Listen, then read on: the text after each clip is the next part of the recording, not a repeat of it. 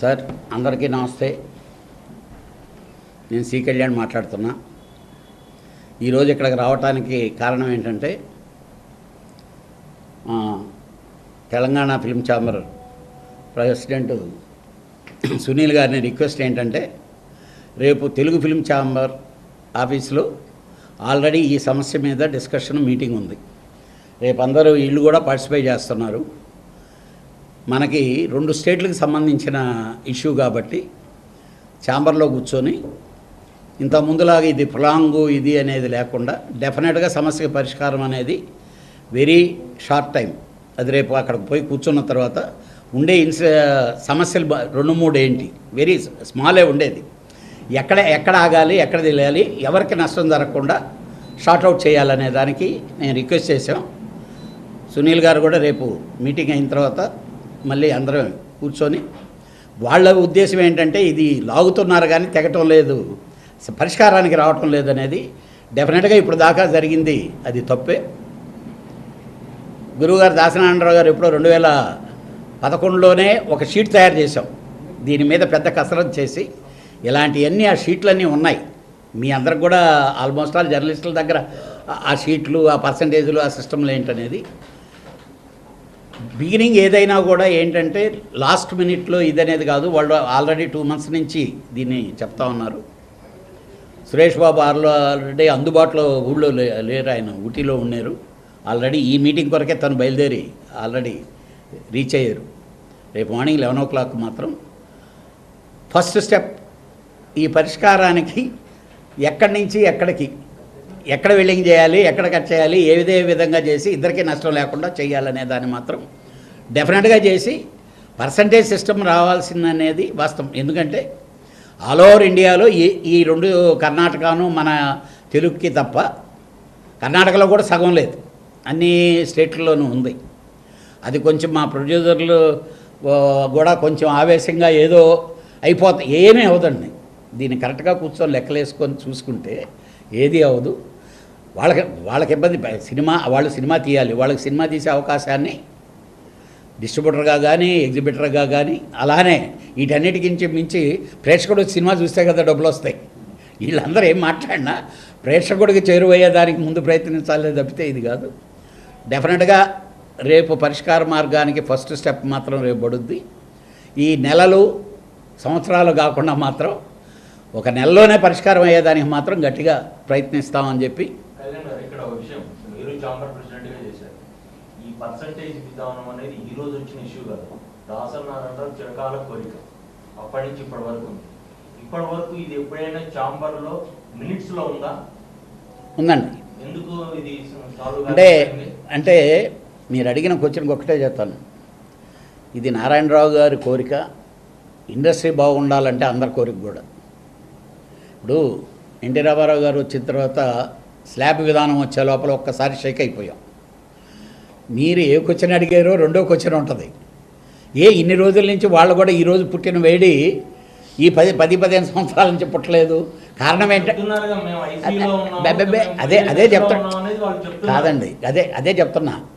అది వచ్చినప్పుడు ఏం జరిగిందంటే వాళ్ళు నేను ప్రొడ్యూసర్గా నేను కన్విన్స్ చేశాను అనుకోండి. ఇప్పుడు క్యారీ గారు అలా కాదులేండి, ఇదిగో నెక్స్ట్ చేద్దాం అనగానే వాళ్ళు అలా నెట్టుకొని వచ్చారు.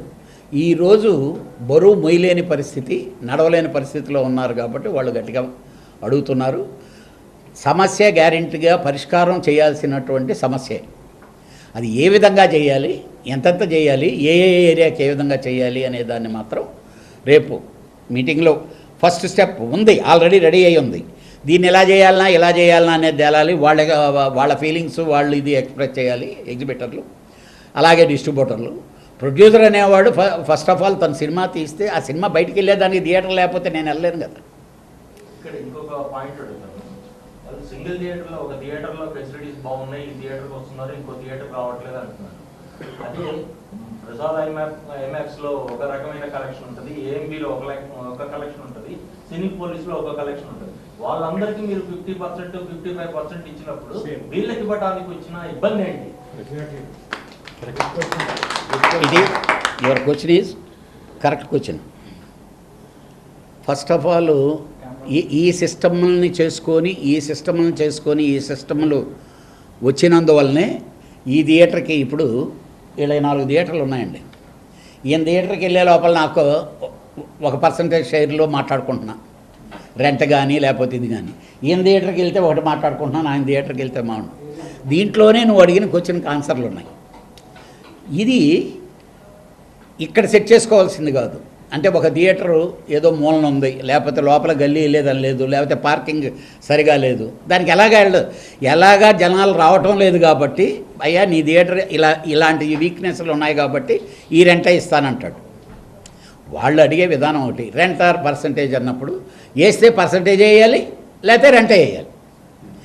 ఈ పాయింట్లే రేపన్నీ అందరి దగ్గర కూర్చొని. కాకపోతే ఏంటంటే ఫస్ట్ వీక్ నేను రెంట్ ఆడేస్తాను, తర్వాత పర్సంటేజ్ ఆడేస్తాను, దట్ ఈజ్ రాంగ్.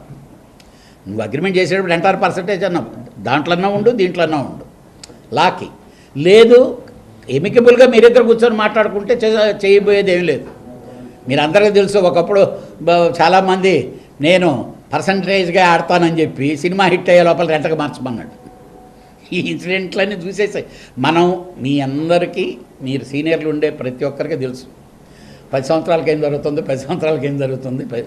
వాళ్ళు విసిగి వేసారిపోయి ఉన్నారు. వాళ్ళ సమస్యని పరిష్కారం చేయాలి.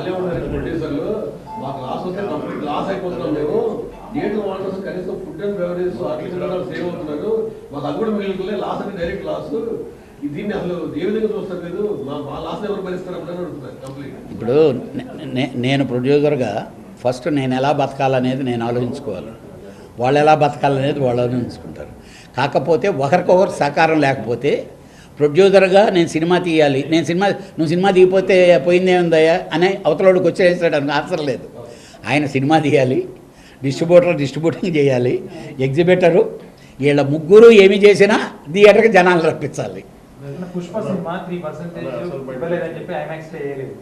3% 5% డిఫరెన్స్ తోనే ఐమాక్స్ లో షో చేయలేదు. 2%. ఇప్పుడు మీకు కూడా ఇవ్వకపోతే ఏం చేస్తారు మీరు మామూలుగా? మీరు అసలు ఈ సింగిల్ స్క్రీన్స్ వద్దు మల్టీప్లెక్స్ తో వెళ్తాము అంటే కాదు, మీరు ఒక్కటే ఉందండి దీంట్లో, ఒకటే అందుకనే వాళ్ళేమి దాన్ని మీరు వెళ్ళేదానికి లేదు, మల్టీప్లెక్స్లో రిలీజ్ చేయడానికి లేదని వాళ్ళేం మాట్లాడటం లేదు.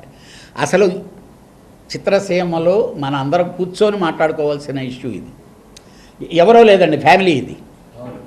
బేసిక్గా మేము ఈరోజు కూడా ఈ ప్రెస్ మీట్ ఇప్పుడు న్యూస్ వస్తుందంటే ఇది దీన్ని చూసిన ప్రేక్షకుడు మన సమస్యను షార్ట్అవుట్ చేయలేడు, మీడియాను మా సమస్యను షార్ట్అవుట్ చేయలేదు. ఇంకా వెనక కూర్చొని మాట్లాడుకొని చాటింగ్లు చేసేవాళ్ళు మా సమస్యను, అంతా సమస్య ఇంట్లోనే ఉన్నాం, ఇంట్లోనే ఒక్కో గదిలో ఒక్కో ఉన్నాము. వీళ్ళందరూ డెఫినెట్గా ఎవరికి గైడ్ చేయాలి? మాకు చేయాలి. అదే కాదు మాకు గైడ్ చేసేదానికి అది అవసరం లేదు. మీరు నేరుగా మీరందరూ ఈ ఫ్యామిలీలో ఇప్పుడు పొలిటికల్ జర్నలిస్టులు ఈజ్ డిఫరెంట్, సినిమా జర్నలిస్టులు ఈజ్ డిఫరెంట్. మనందరం చూస్తూనే ఉన్నాం, సొంత అన్నదమ్ముళ్ళలాగా మనం ఉంటాం. మీరు ఎప్పుడు వచ్చి మాకేం చెప్పినా మేమన్నా కాదన్నామా? ఇప్పుడు కూడా కాదను. డెఫినెట్గా రేపు నుంచి మాత్రం గ్యారంటీగా దీని మీద కరాఖండిగా ఫస్ట్ స్టెప్ రేపు సాయంకాలం లోపల వస్తుంది. ఇదే మీ ముందుకి రేపు సాయంకాలం లోపల మేము వచ్చి మేము ఫస్ట్ స్టెప్ వేసాము, స్టార్ట్ అవుతుంది. అంటే ఇప్పుడు ఈయన కోరిక కోరుతాడు, దానికి లెక్కలేసి పేపర్ వేయాల్సింది ఉంది కదా. అంటే ఇందాక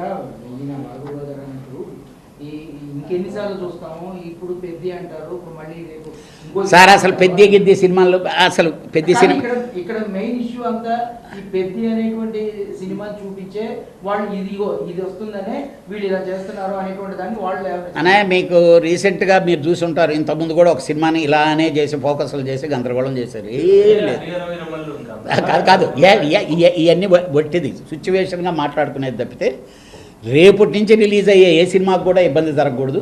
అలాగా వాళ్ళ సమస్య పరిష్కారం కావాలి. ఛాంబర్ చేయాల్సిన డ్యూటీ అది. సునీల్ గారి తరఫున కూడా నేనే ఆయన్ని రిక్వెస్ట్ చేశాను కాబట్టి నేనే చెప్పేసాను. థ్యాంక్స్ మాత్రం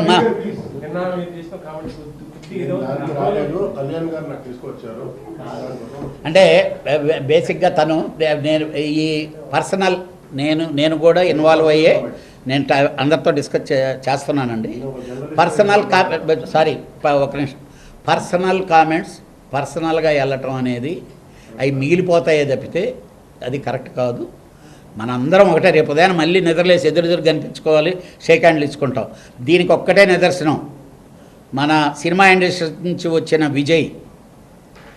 సినిమా వాడు అయితే పాలిటిక్స్ ఎలా ఉంటాయి, పొలిటీషియన్ అయితే పాలిటిక్స్ ఎలా ఉంటాయి అనేది చూశారు కదా మీరు. అది మనం సినిమా వాళ్ళం షేక్ హ్యాండ్ ఇచ్చుకొని అందరిని కలుపుకొని వెళ్ళటమే మనం చేయం, అలానే వెళ్తాం. Thank you.